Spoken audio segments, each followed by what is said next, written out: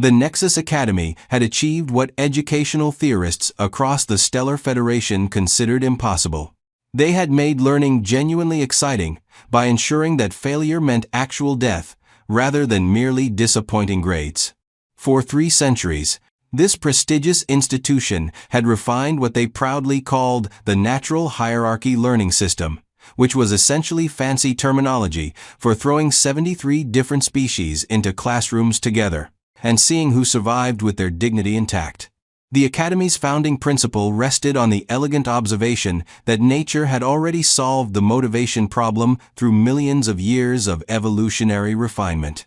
Why struggle with artificial incentives when you could simply recreate authentic predator-prey dynamics in an academic setting? The resulting educational environment produced either exceptional scholars or exceptional fertilizer, depending on your position in the food chain and your ability to calculate trajectory mathematics while being actively hunted. Training Complex 12 Gamma represented the pinnacle of this pedagogical philosophy. The facility featured adaptive lighting that could simulate any homeworld environment, reinforced structural elements rated for seismic combat, and medical bays equipped with resurrection protocols for the more enthusiastic learning experiences. Emergency exits were strategically positioned throughout each classroom, though whether they led to safety or additional educational challenges depended entirely on your species classification and current academic standing. Dean Zerothto, a methodical Christalkin whose administrative approach centered on maintaining statistically acceptable casualty rates while maximizing educational output, reviewed the quarterly performance metrics with professional satisfaction. The numbers told a story of academic excellence achieved through properly applied existential terror. Whisperling students had achieved breakthrough mathematical comprehension after near-death experiences during calculus examinations. Christalkin had discovered previously unknown crystalline formations when subjected to extreme pressure during geology practicals. And Ravenclaw pack hunters had learned valuable cooperation skills after accidentally hunting each other during group projects. The system functioned with the brutal elegance of a well-designed ecosystem. Ravenclaw students like Rex maintained pack hierarchies through strategic intimidation, measuring their academic success not merely through examination scores, but by how effectively they could corner Whisperling classmates during study sessions. The Whisperlings, delicate empathic beings whose nervous systems responded to stress by achieving states of hyperclarity, produced academic work of stunning brilliance while their life expectancy dropped measurably each semester.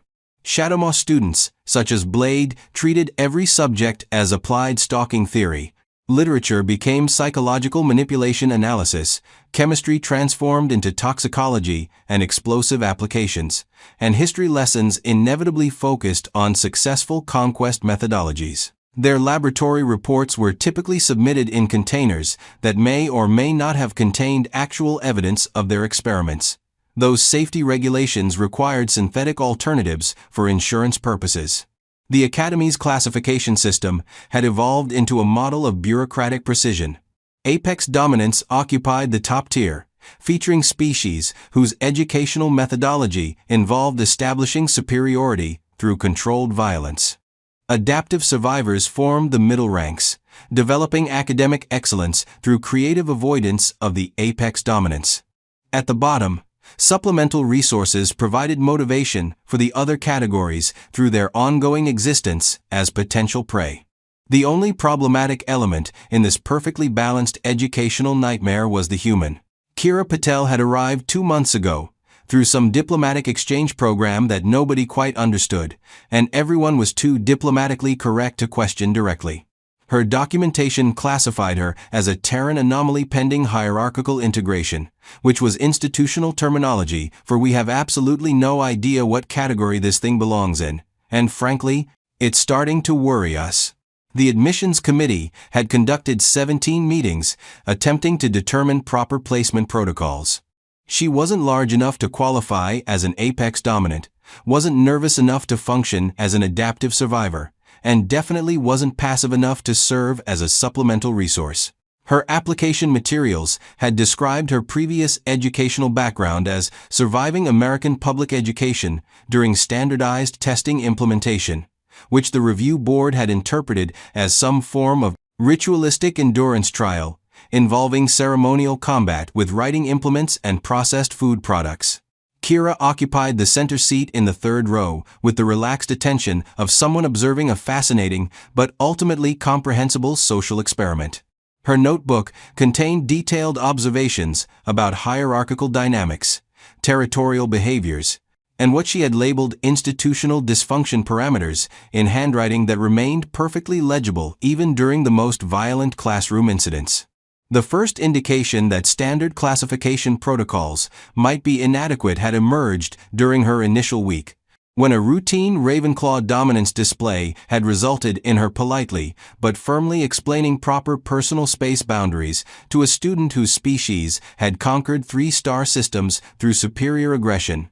The subsequent administrative incident report had required entirely new categories of behavioral documentation. Her integration into the classroom ecosystem had proceeded with unusual complications that administrators found increasingly difficult to categorize. She wasn't intimidated by apex dominance, wasn't particularly supportive of adaptive survivors, and showed no inclination to function as a supplemental resource. Instead, she demonstrated the disturbing tendency to analyze the entire system with the detached interest of someone conducting anthropological research on primitive social structures. The crisis point arrived during what should have been a routine advanced ethics seminar about moral frameworks in multi-species societies. Professor Kyle Thara, an ancient Christokan, whose teaching methodology involved projecting calming harmonics while discussing philosophical concepts, was attempting to explain relativistic approaches to interspecies morality when the classroom door chimed with official authority. The interruption manifested as 3 imposing figures who filled the doorway with the kind of presence that made emergency protocols activate throughout the complex. The Apex Evaluation Team represented the Academy's most sophisticated approach to difficult classification problems. Professional behavioral analysts, whose credentials included advanced degrees in educational psychology alongside military service records, featuring psychological warfare specializations. Team leader Scythen Dark wore official assessment authorization alongside decorative scarification that told stories about previous educational consultations with problematic students. His colleagues, senior behavioral specialists, Vrenthal and Keth Mora, carried equipment cases containing either advanced psychological evaluation tools or sophisticated interrogation devices, quite possibly both. "Attention, students," announced Scythen Dark, his voice carrying the kind of authority that made academic furniture shift nervously. "We are here to conduct a priority classification assessment. All properly categorized students will observe for educational purposes. The Terran anomaly will participate in comprehensive behavioral evaluation." The classroom atmosphere transformed from routine academic discussion to the kind of primordial tension that made evolutionary biologists write excited papers about survival responses.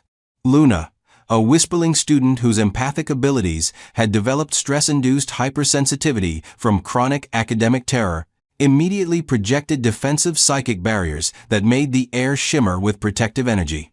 Rex straightened with predatory interest, while Blade began unconsciously cataloging potential weapons and tactical advantages.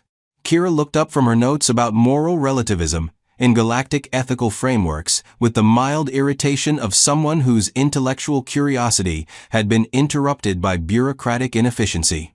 "Excuse me," she said, her voice carrying the particular brand of politeness that experienced educators had learned to recognize as a warning sign. "We're having a fascinating discussion about how different species approach ethical decision-making in complex social environments. Could your evaluation wait until after we finish exploring these concepts?" Scythen Dark produced what might charitably be called laughter, though it sounded more like expensive machinery experiencing catastrophic mechanical failure. "Terran anomaly. You will now demonstrate your species' behavioral responses under controlled stress evaluation. Please stand and prepare for assessment protocols." "I'd really prefer not to," Kira replied, remaining seated while making a careful note about interruption patterns in institutional settings. Professor Kyle Thara was just explaining how Christokan ethical frameworks emphasize harmonic balance in decision-making, and I think there might be some interesting parallels to human philosophical traditions that could enrich our discussion. Vrenthal stepped forward with the kind of movement that suggested violence was not merely possible, but professionally inevitable and carefully documented. This is not a request anomaly. Compliance with evaluation protocols is mandatory for all Academy attendees pending proper classification. Something subtle shifted in Kira's expression, like atmospheric pressure changes that preceded severe weather systems. She closed her notebook with the careful precision of someone handling historical documents, then rose with the fluid motion of someone who had spent considerable time perfecting the appearance of harmlessness while maintaining readiness for absolutely anything. "Could everyone please step away from the furniture?" she asked conversationally, her tone suggesting friendly concern rather than imminent violence. "I'd hate for anyone to get hurt during what I'm sure will be a perfectly reasonable academic assessment." The three specialists exchanged glances that conveyed approximately 27 volumes of predator communication protocols. Here was behavioral pattern recognition they understood completely.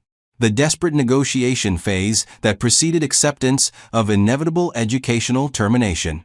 Kethmora moved to establish strategic flanking position while his colleagues prepared for what their training manuals described as taxonomic clarification through applied psychological pressure. Kira reached down and grasped a chair leg that had been wobbling annoyingly throughout the semester.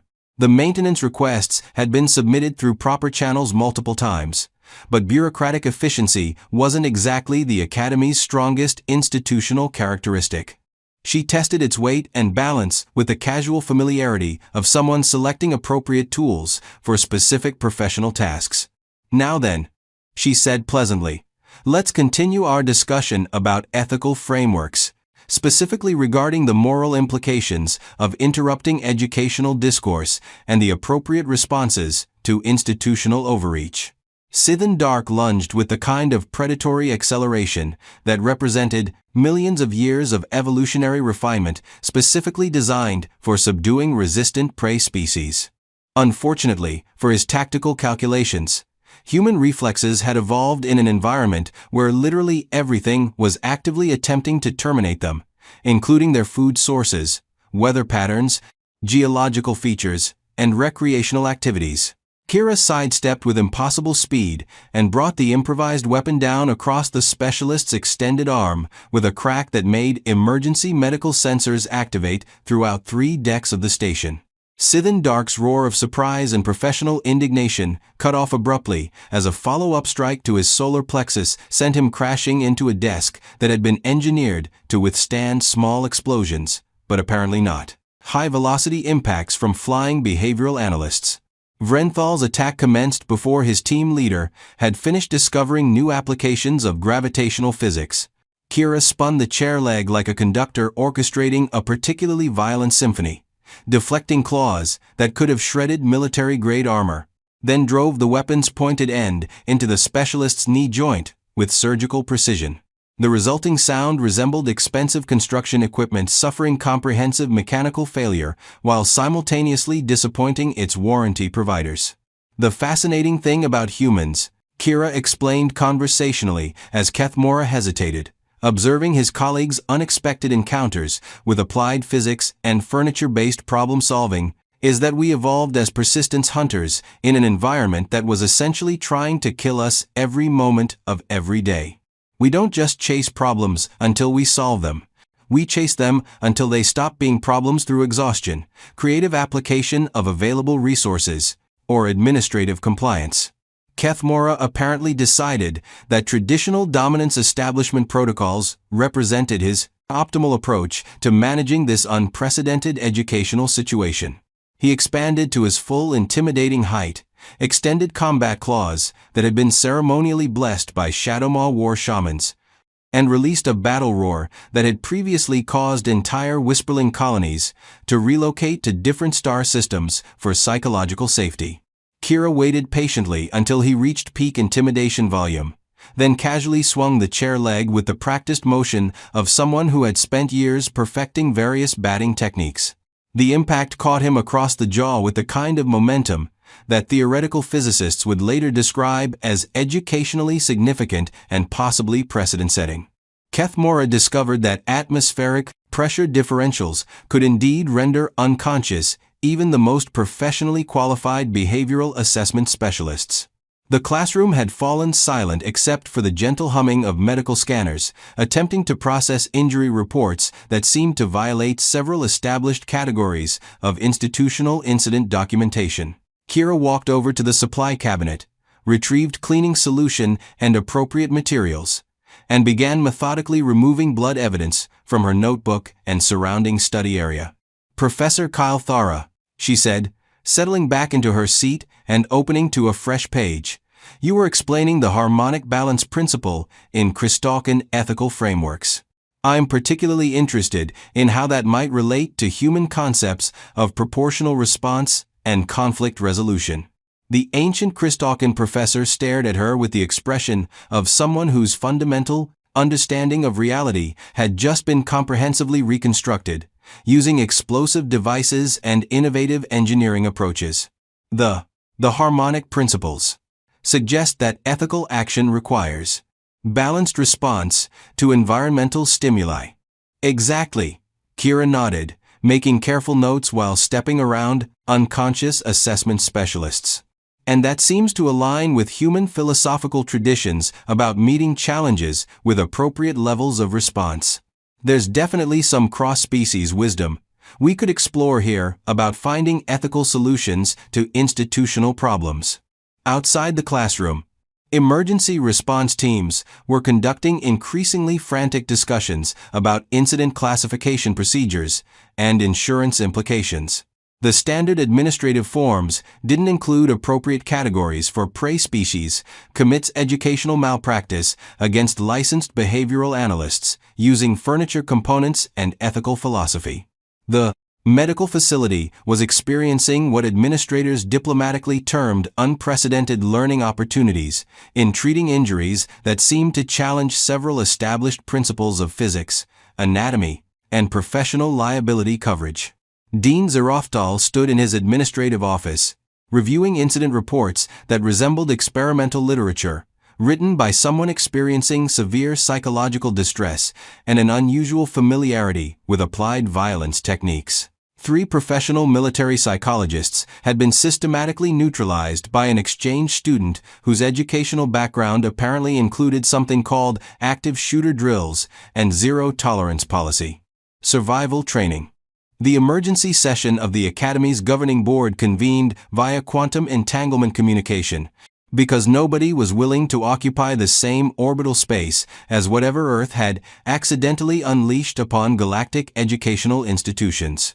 The debate centered around a fundamental taxonomic question that was causing existential crises throughout the administrative hierarchy.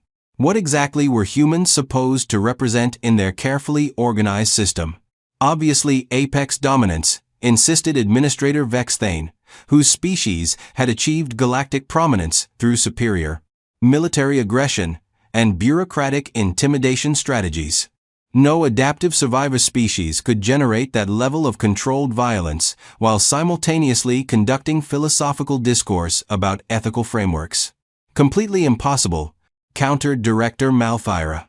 Humans are demonstrably too collaborative, too emotionally expressive, too socially oriented. They form emotional attachments to their transportation vehicles and assign personal names to inanimate objects. They're clearly some form of highly evolved adaptive survivor species with unusual defensive capabilities. Then provide alternative explanations for the casualty documentation, Vexthane growled, gesturing toward incident reports that resembled medical journals compiled during wartime by particularly creative field surgeons.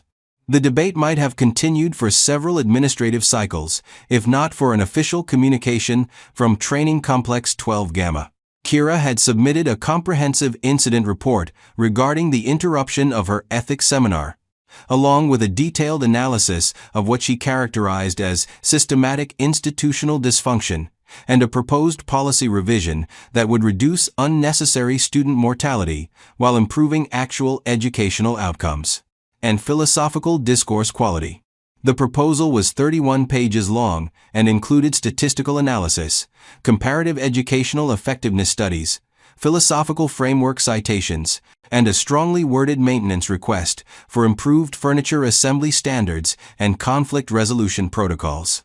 She had also included a helpful appendix on institutional ethics and appropriate responses to administrative overreach that didn't involve terrorizing students or interrupting valuable academic discussions.